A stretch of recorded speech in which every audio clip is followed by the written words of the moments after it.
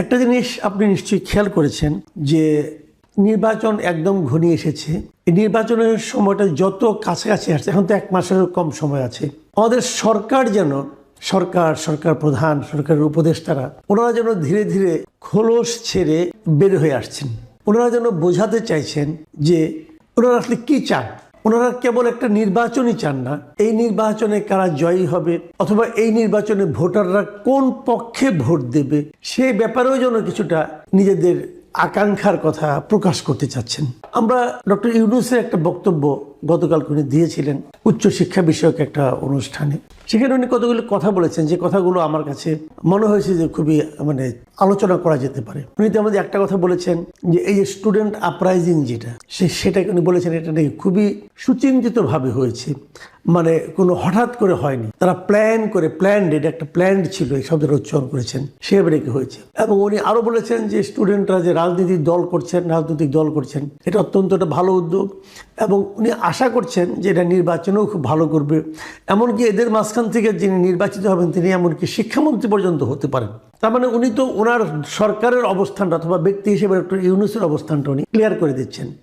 একটা অন্তর্বর্তীকালীন সরকারের প্রধান যিনি একটা নির্বাচনের আয়োজন করেছেন এবং যে নির্বাচনে অনেকগুলো দল, অনেকগুলো পথ, অনেকগুলো মত অংশ নিচ্ছে জনগণের সমর্থন পাওয়ার জন্য, সেই ক্ষেত্রে নির্বাচন আয়োজনকারী যে সরকার, তারা কি এরকম ভাবে একটা পক্ষের দিকে যেতে পারে কিনা, যাওয়া উচিত কিনা? আপনি ডক্টর ইউনূসের এই বক্তব্য, ডক্টর ইউনূসের এই পরিকল্পনা, ডক্টর ইউনূসের কর্মকাণ্ড গত কয়েক মাসে আপনি এটাকে কিভাবে বিশ্লেষণ করছেন? আচ্ছা, ডক্টর ইউনূসের বক্তব্যের 2টা পার্ট। একটা পার্ট আগে বলি, সেটা হচ্ছে একটা জেনারেশনকে ডিজেনারেট করে অধঃপতনের দিকে নিয়ে গিয়ে, লেখাপড়া তো আর নাই এখন, উনি যে এই যে নতুন করে আবার স্বপ্ন দেখাইলেন যে ওনারা জিতবেন এবং শিক্ষামন্ত্রী হবেন, এতে কিন্তু আমি কোনো অবাক হইনি ইন দি সেন্স যে স্বপ্ন দেখানোটা ওনার কিন্তু অরিজিন, এটা তার মূল। এবং আল কোরআনের একটা কথা আমার খুবই ভালো লাগে যে প্রতিটি বস্তুই তার মূলের দিকে প্রত্যাবৃত হয়, এবং ডক্টর ইউনূস মাঝে মাঝেই তার মূলের দিকে প্রত্যাবর্তন করছেন। সেটা কি? স্বপ্ন দেখানো। এবং আমি একটা টক শোতে বলেছিলাম যে doctor Yunus has perfected the mechanism how to romanticise, মানুষকে কিভাবে রোমাঞ্চিত করতে হয়, এই টেকনোলজিটা উনি, এটার মধ্যে একটা পারফেকশন আনছেন উনি। এবং আমার ধারণা উনি যে নোবেল পাইছেন, নোবেল কমিটিকে উনি এমনভাবে রোমান্টিসাইজ করছেন, এমনভাবে স্বপ্ন দেখিয়েছেন, সেই কারণে উনি নোবেল পাইছেন। এই যে দেখেন কত স্বপ্নই না উনি দেখাইলেন। হ্যাঁ, এই প্রসঙ্গে আমি যুব সমাজকে একটা টিপস দিতে চাই, সেটা হচ্ছে যারা প্রেম করতে চান তারা ডক্টর ইউনূসের কাছ থেকে একটু শিক্ষা নিয়ে, how to romanticize girls, how to show them dream, false dream হোক, ড্রিম। এবং আপনি বলতে পারেন যে দেখো তোমাকে নিয়ে আমি এমন ঘর বাঁধবো যে পৃথিবীর তাবৎ দম্পতি হিংসা করবে। আপনি এমনও বলতে পারেন যে তুমি এমন আকর্ষণীয় হয়ে উঠবে যে সারা পৃথিবী তোমাকে পেতে চাইবে, কিন্তু আমি ছাড়া কেউ পাবে না। এবং সারা পৃথিবীর মানুষ তোমাকে লক্ষ্য করি, all roads will lead to you, তুমি এমন আকর্ষণীয় হবে, আমি তোমাকে এটা বানাবো, আমি তোমাকে এরকম আকর্ষণীয় বানাবো। আপনি এভাবে বলে প্রেমে ফেলতে পারেন অনেককেই। হ্যাঁ, এই যে স্বপ্ন, হ্যাঁ, কোনো বেসিস আছে আপনি বলেন? হ্যাঁ, বলতেছেন যে পৃথিবী আমাদের এখানে আসবে, আমরা কোথাও যাব না। কি হইল? 18 লাখ টাকা দিয়ে বন্ড দিয়ে আমেরিকা যেতে হবে। অস্ট্রেলিয়া এবং আর কয়েকটা দেশ বাংলাদেশকে ঝুঁকিপূর্ণ চিহ্নিত করে তাদের ভিসা রেস্ট্রিক্টেড করে ফেলছে। এখন ছাত্রছাত্রীরা অস্ট্রেলিয়ার ভিসা পাচ্ছে না। এই তো করছেন আপনি, কিন্তু বলছেন কি? আপনি বলতেছেন যে জুলাই সনদ স্বাক্ষরের মধ্য দিয়ে একটা বর্বর সমাজ সভ্য সমাজে পরিণত হচ্ছে।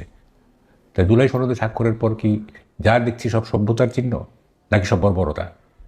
এইসবের মানে কি? আমরা আর ইউ অল স্টুপিডস? হ্যাঁ, all the people are not stupid, some people are stupids. হ্যাঁ, এইগুলি আমাদের সাথে এরকম করতেছে। যাই হোক, এবার দেখেন আজকে আমি একটা পোস্ট দিছি, গত বছরের এপ্রিলে বলা হয়েছিল যে 1,80,000 রোহিঙ্গাকে ফেরত নেওয়ার প্রক্রিয়া শুরু করছে মায়ানমার। কতদিন হয়েছে? উল্টা কি দেখতেছি, মায়ানমার সীমান্তে নানা রকম ঝামেলা।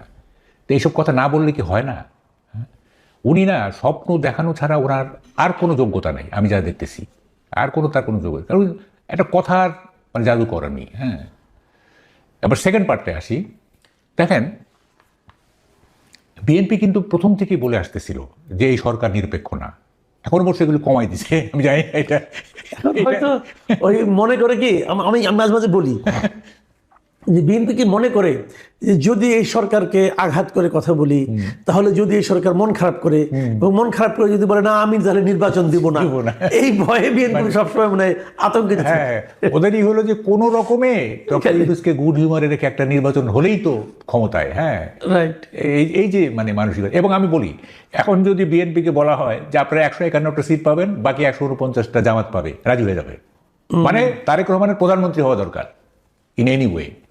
তো যাই হোক, এখন ওনারা প্রথম থেকেই বলতেছিলেন যে এই সরকার নিরপেক্ষ না, এবং মাঝখানে বন্ধ করে। দেখেন এগুলি কিন্তু এখন দেখেন ওই যে বলে না যে ধর্মের ঢোল বাতাসে নড়ে। হ্যাঁ, আপনি আলটিমেটলি কিন্তু আপনি এক্সপোজ হবেন। আপনি প্রিটেনশন বেশি দিন রাখা যায় না।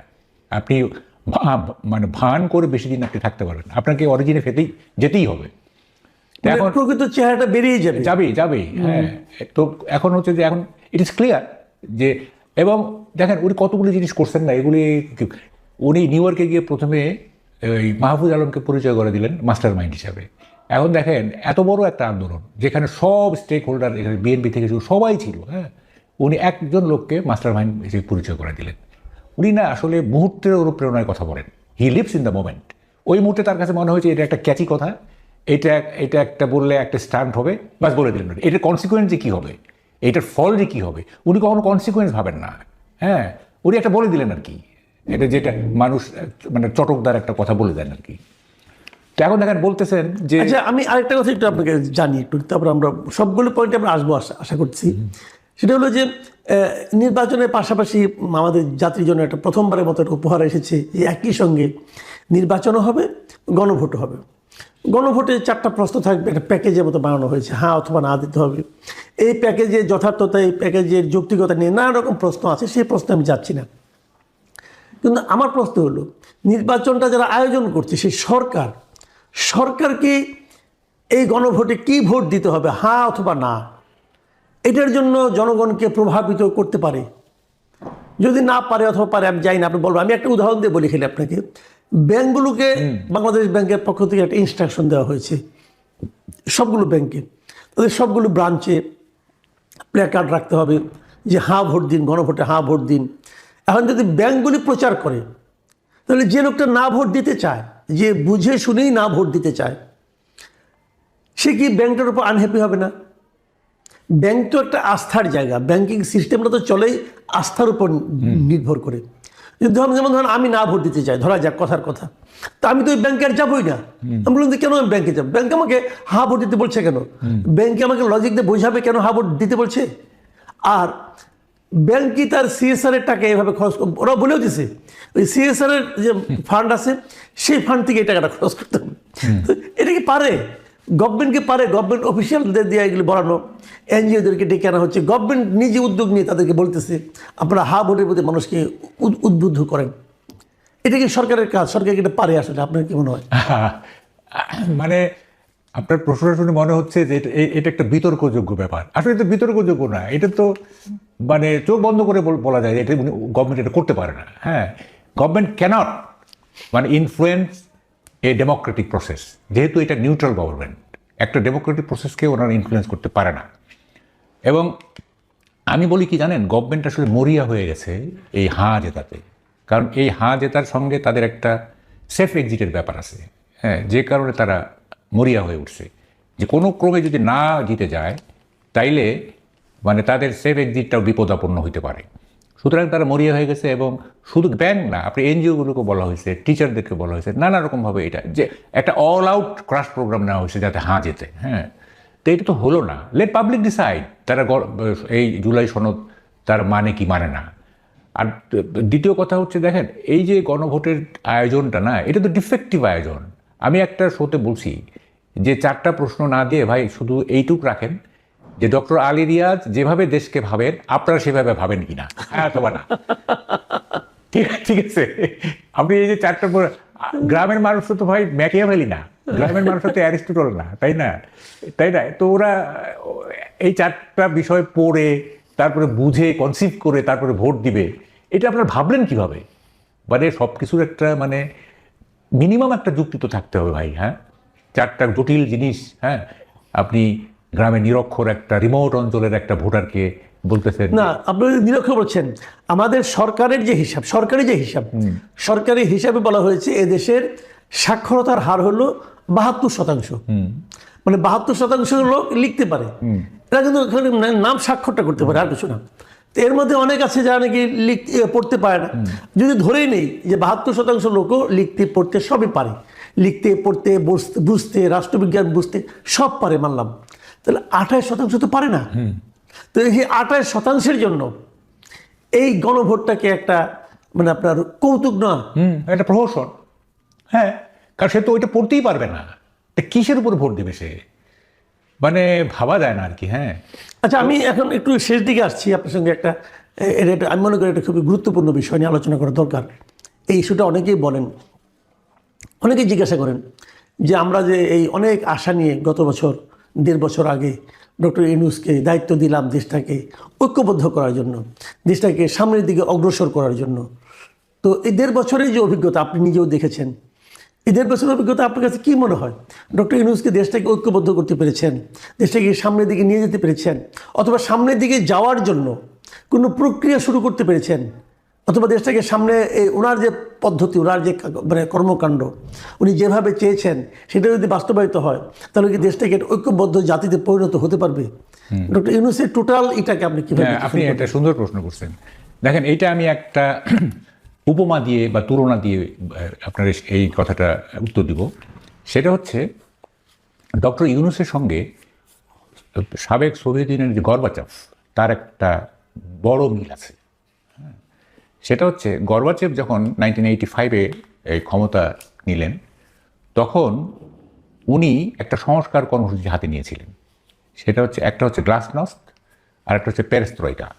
গ্লাসনস্ট মানে হচ্ছে ওপেননেস, এটা একটা ডেমোক্রেটাইজেশন, গণতন্ত্রায়ন। যেহেতু এতদিন সোশ্যালিস্ট সিস্টেম ছিল, হ্যাঁ, সোশ্যালিস্ট সিস্টেমে তো আপনার মানে ওই বুর্জোয়ার গণতন্ত্র যেটা নাই, এটা ওখানে হচ্ছে ডেমোক্রেটিক সেন্ট্রালিজম। যাই হোক, উনি গণতন্ত্রায়নের একটা সংস্কার কর্মসূচি নিলেন। আর একটা হচ্ছে পেরেস্ত্রয়িকা। পেরেস্ত্রয়িকা মানে রিস্ট্রাকচার, অর্থাৎ রাশিয়াকে পুনর্গঠন করবেন। এই সংস্কার কর্মসূচি নিলেন, এবং এটা আলটিমেট রেজাল্ট কী দাঁড়াইলো? একটা বিশাল biggest country in the world, সেটা 15টা ভাগে ভাগ হয়ে গেল, 15টা অঙ্গরাজ্যে ভাগ হয়ে গেল। এই যে দেখেন, এই যে ইউক্রেন, এটা পার্ট অফ সোভিয়েত ইউনিয়ন। দেখেন, এই যে এইসব করলো এবং সোভিয়েত ইউনিয়ন ভেঙে গেল। এবং তাতে কি হইল? তাতে মানে আমেরিকা একটা ইউনিপোলার কান্ট্রি হিসাবে স্ট্যাবলিশড হয়ে গেল। আগে তো সোভিয়েত ইউনিয়ন যখন ছিল একটা বড় মানে বাইপোলার থেকে একটা টোটালি ইউনিপোলার হয়ে গেল। সোভিয়েত ইউনিয়নের দুর্বলতা বুঝে গেল পৃথিবী, হ্যাঁ, এবং আমেরিকা তো এটা উৎসাহিত হইলো। এবং এই গ্লাসনস্ট পেরেস্ত্রয়িকার পিছনে কিন্তু আমেরিকারও একটা হাত আছে, হ্যাঁ। আচ্ছা, যাই হোক, এটা একটা বড় আলোচনা।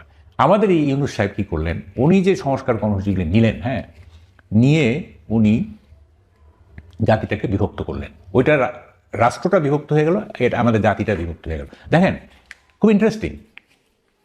এরশাদ যখন গণভোটের আয়োজন করছিল, তখন ন্যাপের যে এই মানে এর সাথে হ্যাঁ না ভোট, মানে উনি থাকবেন কি থাকবেন না, তখন ওই ন্যাপের যে প্রধান মোজাফফর আহমেদ, উনি তো খুব রসিক ছিলেন। উনি বলছিলেন যে যখন ক্ষমতা নিলেন তখন তো জিজ্ঞেস করলেন না যে নিব কি নিব না, এখন বলতেছেন থাকবো কি থাকবো না, এখন বলতেছেন থাকবো কি থাকবো না।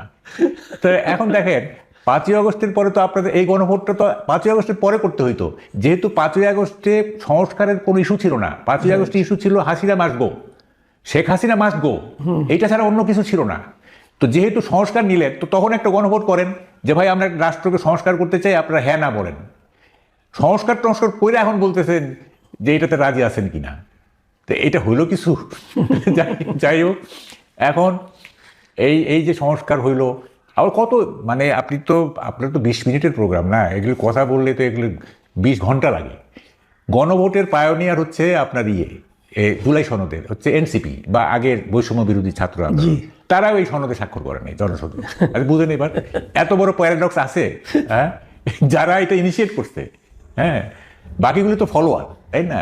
এই পায়োনিয়ার তো হচ্ছে ফলোয়ার, তাও কি মাইরের ভয়ে ফলোয়ার আর কি, মানে হইচই শুরু করে দেবো, চিল্লাচিল্লি করবো, এই ভয়ে ফলোয়ার। তো এখন সে নিজে স্বাক্ষর করে নেই, তারপরে এটা আপনি গণভোটে দিলেন, হ্যাঁ, কি মানে? আচ্ছা, মানে গণভোট যে জিনিসটা নিয়ে হচ্ছে সংস্কার নিয়ে, এই সংস্কারটা এখানে দুটো প্রশ্ন। একটা প্রশ্ন হলো যে ইটসেলফ গণভোটে যে প্রশ্নটা করা হয়েছে, 4টা প্রশ্ন, 4টা মিলিয়ে একটা প্যাকেজ, এই 4টা প্যাকেজের কি হ্যাঁ অথবা নাতে উত্তর হয়? না না না, কিভাবে হবে?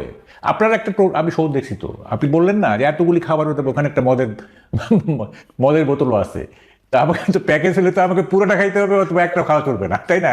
তো এখন ধরেন ওখানে তো কোনো ঘর নাই যে আমি একটার সাথে একমত হইলে কোথায় সিল দিব, দুইটার সাথে একমত হইলে কোথায় সিল দিব, এটা থাকতে হইতো, তা নাই, তাই না? তাই না? আরেকটা কথা, যে সংস্কারগুলো হয়েছে সেগুলো নিশ্চয়ই আপনি দেখেছেন একবার। সেই সংস্কার প্রস্তাবগুলো কি আপনার কাছে সবগুলি ভালো মনে হয়েছে, নাকি একটাও ভালো মনে হয় নাই, নাকি কিছু কিছু ভালো কিছু কিছু মন্দ মনে হয়েছে? এরকম সংস্কার না প্রস্তাবগুলো আছে না, প্রস্তাব, হ্যাঁ, কিছু জিনিস তো অবশ্যই ভালো আছে, কিছু জিনিস তো অবশ্যই ভালো আছে। আমরা তো শুনেন, আমরা তো মানে আদা জল খেয়ে গভর্নমেন্টের বিরোধিতা করতে চাই না, তাই না? Right. আমরা সব সময় চাই যে সরকারের আমরা প্রশংসা করব, হ্যাঁ, কিন্তু আমাকে তো সুযোগ দিতে হবে প্রশংসা করার, তাই না? সুযোগ তো পাচ্ছি না।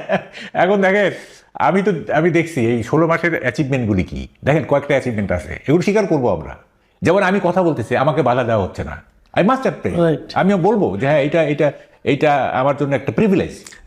আপনি আবার এটাও বলেন যে আপনি প্রিভিলেজ পাচ্ছেন, অন্যরা পাচ্ছে না, কিন্তু আনিসারের মধ্যে সেটা বলবো। এটা আপনি কি বলবেন? না, সেটাই বলবো যে আমি পাচ্ছি, ওনারা কেন পাচ্ছে না। কি কি পজিটিভ দেখেন, একটা হচ্ছে যে সরকারি বাহিনীর হাতে খুন হচ্ছে না, ঠিক আছে, যদিও গোপালগঞ্জে, কিন্তু ওই জন্য তো হলো যে কালকে তো বিএনপির এক লিডার মারা গেল, এটাই তো রিসেন্ট আর কি। আর একটা হয়েছিল গোপালগঞ্জে 4-5 জন মারা গেছিল। এমনি শেখ হাসিনার আমলে যেরকম হয়েছিল ওরকম না, তবে হ্যাঁ পাবলিক লেভেলে খুন হচ্ছে, এটারও দায় সরকারের। 2 নম্বর হচ্ছে গুম হচ্ছে না, ঠিক আছে। 3 নম্বর হচ্ছে রেমিটেন্স ভালো অবস্থায় আছে, যে কারণে এখনো মোটামুটি। রেমিটেন্সের উপর তো সরকারের কোনো ভূমিকা আছে না, তারপরেও আপনার এই আমলে এটা আসতেছে। ধরেন যে যারা রেমিটেন্স যোদ্ধা, তারা যদি মানে বলে যে আমরা এই সরকারকে ইয়ে করবো না, মানে সহযোগিতা করবো না, রেমিটেন্স পাঠাবো না, বা একটা কিছু, যাই হোক, রেমিটেন্স আসতেছে, এটা মানে এই সরকারের আমলে আসতেছে, তাই না? ফলে এই যে এই কয়েকটা জিনিস পজিটিভ, হ্যাঁ। কিন্তু আপনি মানে এন্টায়ার যদি আপনি এই 16 মাসকে বিশ্লেষণ করেন, এটা তো মানে কি, এটা কি ব্যর্থতার পাহাড়, হ্যাঁ, ব্যর্থতার পাহাড়। এবং সবচেয়ে বড় কথা যে নতুন নতুন যে ফেনোমেনাগুলি তৈরি হয়েছে না, যেমন একটা মবক্রেসি, হ্যাঁ, ইনস্টিটিউশনালাইজ মবক্রেসি।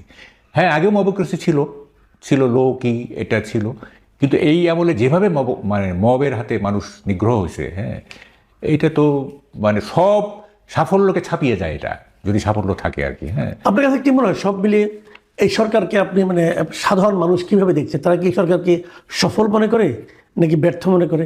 শুনেন, এই সার্টিফিকেট দেওয়ার আমি কেউ না, আপনি নিজেকে আমি বলছি, শুনেন, আমি সার্টিফিকেট দেওয়ার এই না, আমি এইভাবে বলি, আমি একটা শিক্ষিত ক্রিমিনাল, ঠিক আছে। আমি কিছু লেখাপড়া করছি, কিছু জিনিস বুঝি, এবং ওই লেখাপড়াটাকে আমার কাজে ব্যবহার করি। আমি ক্রিমিনাল। একটা রিক্সাওয়ালার কাছে যান, একটা খেটে খাওয়া মানুষের কাছে যান, তারা কি বলতেছে দেখেন, তাদের জীবন কিভাবে চলতেছে, হ্যাঁ, তারা কিভাবে জীবন পার করে, তাদের কাছে যান, দেখেন তারা কি বলে। আমার মন্তব্য দিয়ে আপনি কি করবেন?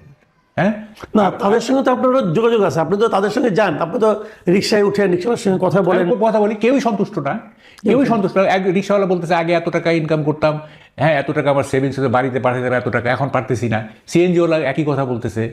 তারপরে এখন দেখেন যে গ্যাসের যে প্রবলেম, অনেক বাসায় তো মানে আমার বাসাতেই নাই, হ্যাঁ, তো এগুলি সাফার করতেছে না মানুষ। এবং দেখেন, আমি একটা জিনিস আপনাকে বলি, আপনি সময় নাই তো, সরকার না মানে সাস্টেইন করার জন্য একটা ইমাজিনারি ভিলেন তৈরি করছে, সেটা হচ্ছে ইন্ডিয়া, হ্যাঁ, এবং আরও কিছু।